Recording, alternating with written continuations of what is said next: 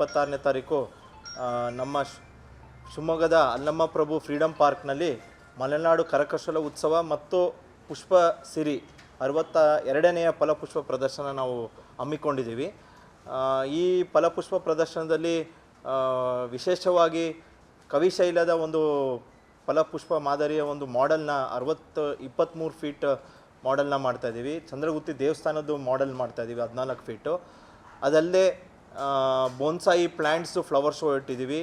ತದನಂತರ ನಮ್ಮ ರೈತರು ಬೆಳೆದಂಥ ವಿಶೇಷ ತಳಿಗಳು ಇರ್ಬೋದು, ಮತ್ತು ಬೇರೆ ಬೇರೆ ರೀತಿಯ ಕ್ರಾಪ್ಸ್ ಇರ್ಬೋದು, ಅದನ್ನು ಕೂಡ ಪ್ರದರ್ಶನಕ್ಕೆ ಇಡ್ತಾಯಿದ್ದೀವಿ. ಅದಲ್ಲದೆ ನಮ್ಮ ಶಿವಮೊಗ್ಗದಲ್ಲಿ ಸ್ವಸಹಾಯಕ ಸಂಘ ಗುಂಪಿನ ಮಹಿಳೆಯರು ಮಾಡಿರೋಂಥ ಕರಕುಶಲ ವಸ್ತುಗಳನ್ನ ನಾವು ಪ್ರದರ್ಶನಕ್ಕೆ ಇಡ್ತಾಯಿದ್ದೀವಿ. 100ಕ್ಕೂ ಹೆಚ್ಚು ವಸ್ತುಗಳು ಪ್ರದರ್ಶನಕ್ಕಿರುತ್ತೆ.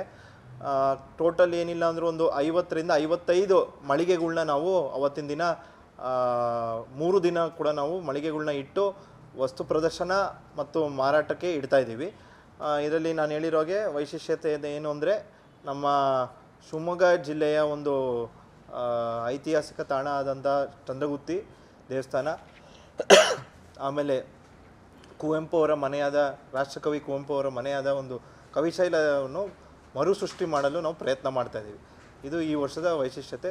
ಈ ಕಾರ್ಯಕ್ರಮನ 3 ದಿನ ಫ್ರೀಡಮ್ ಪಾರ್ಕಲ್ಲಿ ನಡೀತಿದೆ.